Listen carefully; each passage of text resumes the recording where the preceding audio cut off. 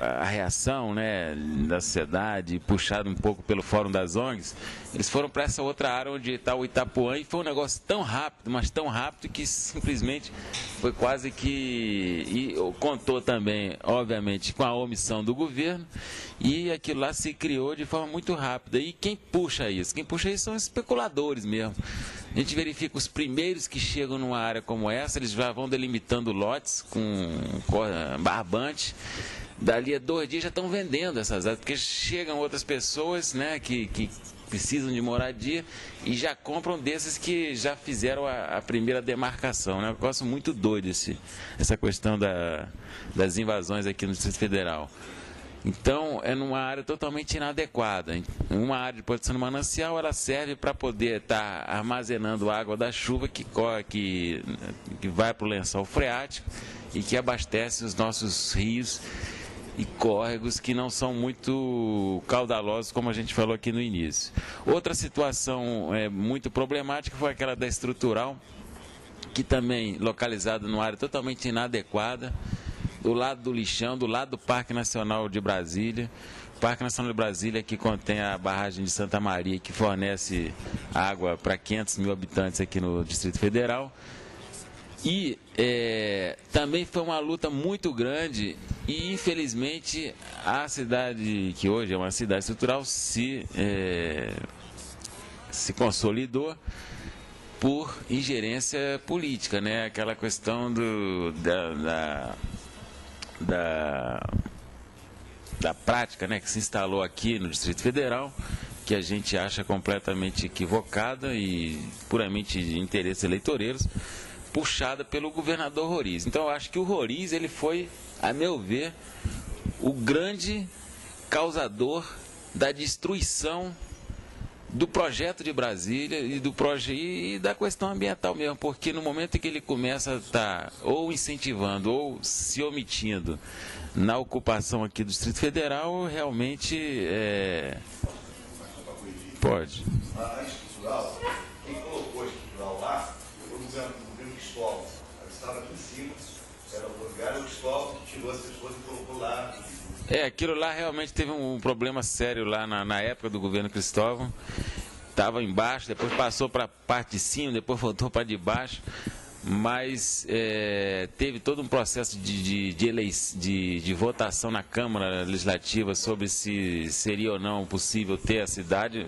Foi derrubado e políticos da oposição, puxado pelo Zé Edmar e a turma, conseguiram manter aquilo lá.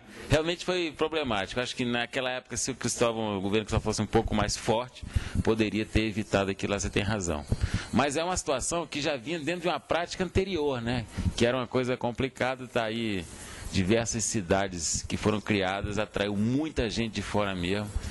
E Brasília não era para ter o tanto de gente que tem hoje. 2 milhões e 300 mil habitantes não era para ter essa quantidade de gente aqui no Distrito Federal. E, obviamente, essas pessoas estão em locais, muitos deles inadequados do ponto de vista ambiental. E aí tem o problema realmente sério de moradia das pessoas que vêm de outros lugares, pessoas de baixa renda, mas também tem a questão dos condomínios, muitos deles localizados em áreas também inadequadas do ponto de vista ambiental. E aí já é uma questão da classe média, né, que foi comprando áreas de esses especuladores, enfim, muitos na boa fé mesmo, outros nem tanto, né? E que hoje está se tentando resolver essa questão. Mas eu diria que a maior parte dessas situações foi a omissão mesmo do governo ou a ação mesmo de incentivo, né? Então, assim, quando a gente coloca, né, o Fórum das ONGs Ambientalistas, que já vem colocando há muitos anos que o principal problema ambiental no Distrito Federal é causado pela ocupação desordenada, isso daí é uma coisa muito séria mesmo. Se a gente não atacar esse problema do ponto de vista de estar tentando fazer o mínimo de ordenamento do território, Brasília realmente vai ficar insustentável daqui a alguns anos.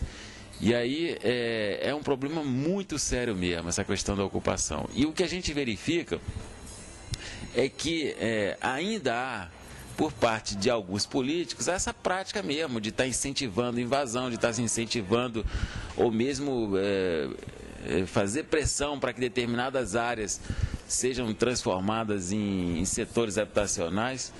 Eu dou o exemplo aqui do setor habitacional do Catetinho, que há uma pressão muito grande para que aquele setor lá seja efetivado. É uma área que também é uma área de proteção de manancial, uma APM do Catetinho, e não há nada, ainda bem que dentro desse TAC, né, que foi assinado, né, Gustavo, prevê que áreas que estão em APM, que não foram ainda ocupadas, não poderão ser transformadas em setores habitacionais. É algo assim, né? Em função disso, o setor do Catetinho não iria acontecer. E o que seria muito bom, porque o pessoal tem mania de ficar iludindo a opinião pública, dizendo que há uma demanda, né, por mais moradia, por espaços para serem ocupados. Isso é uma grande inverdade. No caso da classe média, só no plano piloto, Asa Norte, Asa Sul, se for pegar, uma vez eu estava assistindo uma palestra do Bassu, né, que já foi presidente da RACAP, dizendo que a quantidade de apartamentos desocupados, se somar com lotes desocupados do Lago Norte e Lago Sul, se somar com projeções que ainda precisam ser feitas lá em Águas Claras, e ainda com a proposta do Noroeste, esse papo de dizer que Brasília ainda precisa de um outro setor é totalmente furado. A gente não pode cair nessa. Então, eles colocam isso para justificar, por exemplo, a construção do setor habitacional do Catetinho, que é uma coisa absurda de grande também. A gente vai ser mais 60 mil pessoas morando ali naquela área. Então, Brasília realmente vai ficar um caos se começar essas... E isso preocupa muito porque lá na discussão do PEDOT na semana passada, o deputado Batista das Cooperativas coloca essa questão do Catetinho como ponto de honra do mandato dele, dizendo que aquele setor habitacional vai ter que sair para poder atender as cooperativas e blá, blá, blá, blá. Então, realmente é muito problemático isso, e a sociedade tem que agir de forma muito forte nisso, né? Então, o que a gente acha é que essa questão da ocupação desordenada, ela tem que ser atacada como prioridade mesmo. Se a gente quiser ter uma qualidade de vida boa agora e no futuro, a gente tem que atacar esse problema. Então, esse problema resolve-se através do PEDOT, tá? E o Plano de Ordenamento Territorial do Distrito Federal, e ele tem que ser um plano que realmente possa atender, obviamente, a demanda por moradias, mas também atender a questão da preservação das áreas de cerrado, dos recursos hídricos, e isso tem que ser obedecido. Isso é transformado numa lei, né? E que tem que a sociedade ficar ciente, e que os empresários do setor, né, imobiliário, e os políticos também respeitem esse dispositivo.